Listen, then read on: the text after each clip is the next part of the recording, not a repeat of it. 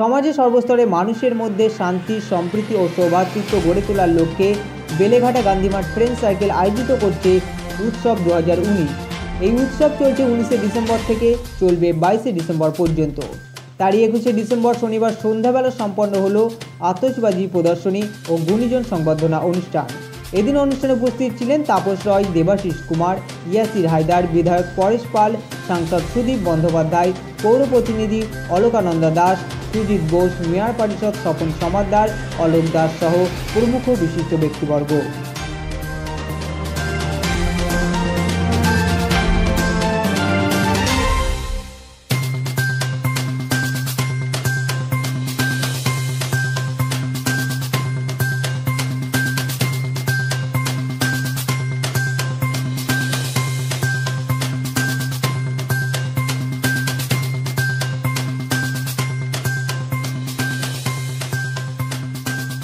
একটা অঙ্গ, এটা অনেকেই জানতেন কিন্তু কার্যক্ষেত্রে অনেকেই করেন না।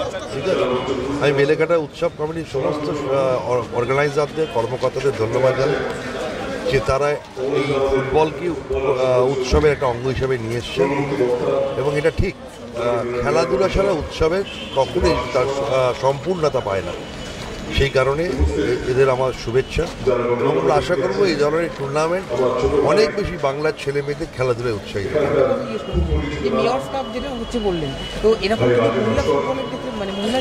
এটা খুব, আমি মনে করি খুব সদার্থক একটা প্রশ্ন। আমরা এবার শুরু করেছি, মহিলাদের রাখিনি যদিও, কিন্তু এটা আগামী দিনে ভাবনা চিন্তায় থাকবে।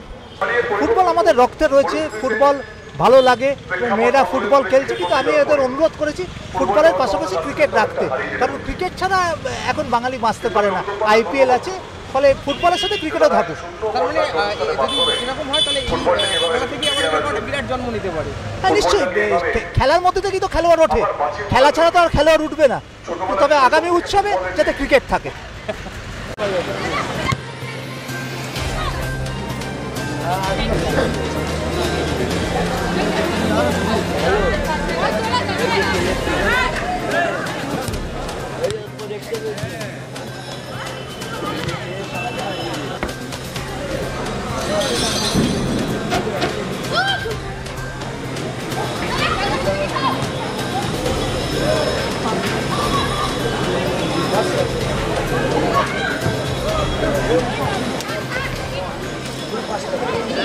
মহিলা ফুটবল তো মাঝে কিছুদিন বন্ধ ছিল কয়েক বছর, আবার এই জয়দীপ আইএফএ সেক্রেটারি হওয়ার পর আবার মহিলা ফুটবল লিগ হচ্ছে।